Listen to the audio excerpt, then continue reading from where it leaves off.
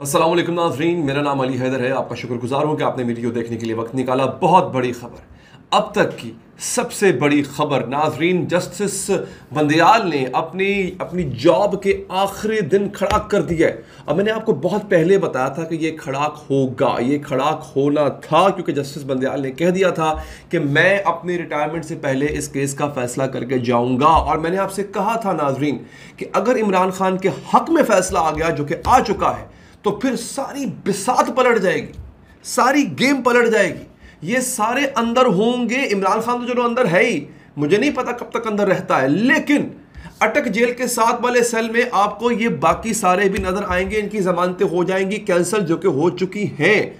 इन सब पे नैब केसेस बहाल हो चुके हैं। नवाज शरीफ से लेके जरदारी साहब से लेके मरियम नवाज, सब के सब, शहबाज शरीफ, सब का अटक जेल इंतजार कर रही है इस वक्त। बहुत बड़ा फैसला आ चुका है। आज जस्टिस बंदयाल के बतौर चीफ जस्टिस आखिरी दिन था। फैसला महफूज हो चुका था, फैसला वो सुना चुके हुए हैं।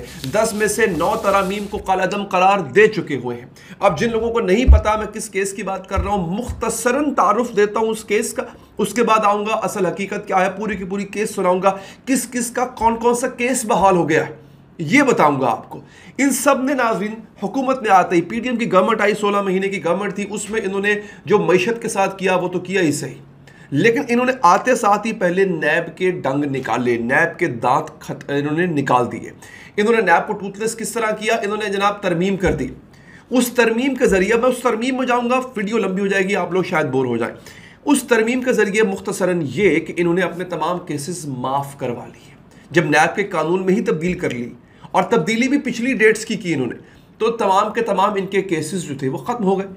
इमरान खान एक वाहिद आदमी था जिसने कहा यह गलत है, ये मेरी हुकूमत हटा के आए हैं मुल्क ठीक करने नहीं, अपने केसेस माफ करवाने। वो बंदा पिटिशन लेके सुप्रीम कोर्ट पहुंच गया, हालांकि उसको पता था कि उस पर भी नैब के केसेस हैं। अगर ये तरमीम इंटैक्ट रहती तो इमरान खान पे भी नैब के केसेस ना होते, आज वो भी बाहर होता। साइफर केस जो है वो कौन सा केस, साइफर केस जो ऑफिशियल सीक्रेट एक्ट का केस तो है ही सही, लेकिन ये नैब का केस भी है। तो जनाब, और अलकादर ट्रस्ट केस नैब का केस है। इमरान खान ने ये नहीं देखा वो फंसता या नहीं फंसता, वो बंदा अदालत पहुंच गया।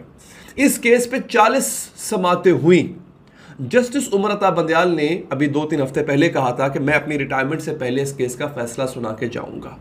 आखिरी दिन था आज उमर अता बंदयाल साहब का बतौर चीफ जस्टिस, उन्होंने आज केस का फैसला सुना दिया।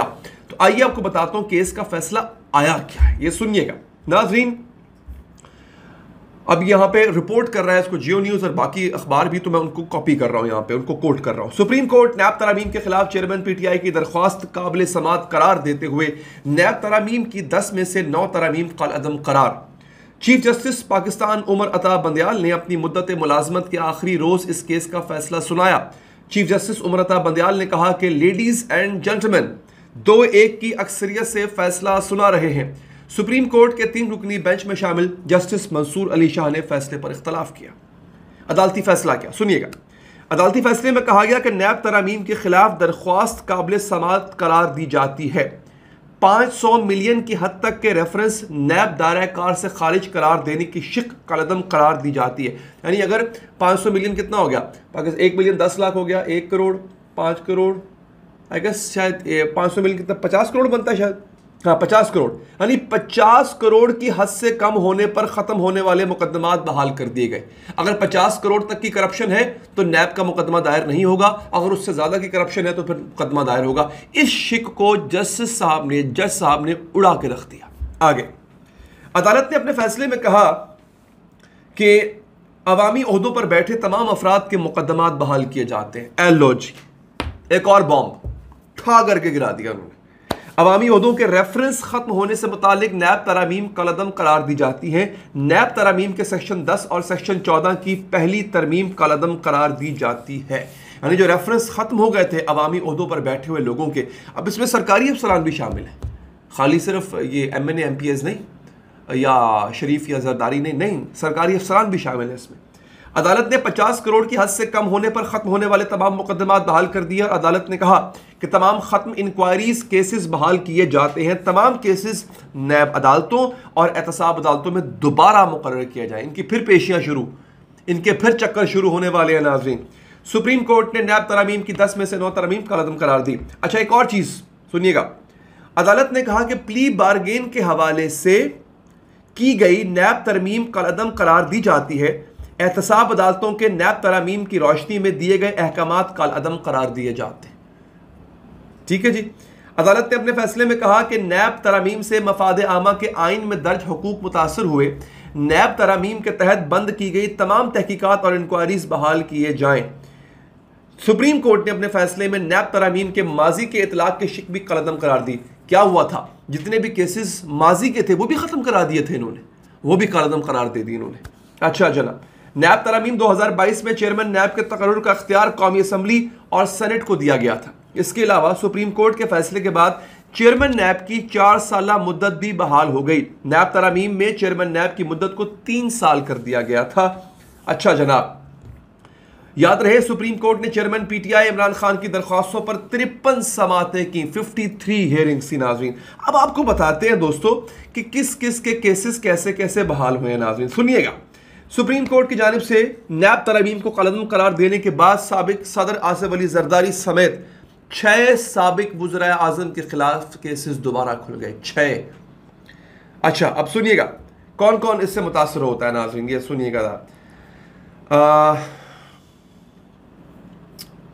अच्छा जनाब, आसिफ अली जरदारी, नवाज शरीफ, यूसुफ रजा गिलानी, इनके खिलाफ जो तोशा खाना रेफरेंसेस थे, अब देखें ना, इमरान खान के खिलाफ तोशा खाना रेफरेंस चलेगा और इनके खिलाफ नहीं चलेगा, दोबारा बहाल हो गए, दोबारा ये तोशा खाना केस के अंदर अपनी पेशियां भुगतेंगे। अच्छा, साबिक वज़ीर आज़म शाहिद खाकान अब्बासी का LNG रेफरेंस एहतसाब अदालत से मुंतकिल हो गया था, वो भी दोबारा खुलेगा। साबिक वज़ीर आज़म राजा परवेज़ अशरफ के खिलाफ रेंटल पावर रेफरेंस वापस हो गया था, वो भी दोबारा खुलेगा। इसके अलावा साबिक वज़ीर आज़म शहबाज शरीफ, साबिक वज़ीर आज़म शौकत अजीज़ और साबिक वज़ीर ख़जाना इसहाक डार साहब के खिलाफ भी केसेस खुलेंगे। वो जो इकॉनमी का बेड़ा गर्क करके चले गए मुल्क से बाहर, इनके खिलाफ भी अब नैब केसेस दोबारा खुलेंगे। मरियम, ये तो है साबिक वज़ीर आज़म और वज़ीर, मरियम नवाज के खिलाफ भी सुनने में आ रहा है मुबैना तौर पर उनके खिलाफ भी केसेस दोबारा खुलेंगे। तो नाज़रीन, इस वक्त ये सूरत हाल है।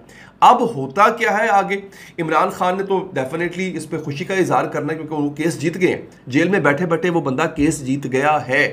उस बंदे को परवाह नहीं है कि उसके साथ क्या होता है, वो ये देख रहा है कि एक कानून था जिस कानून के दांत निकाल दिए गए, जिस कानून का डंग निकाल दिया गया और सब बच गए।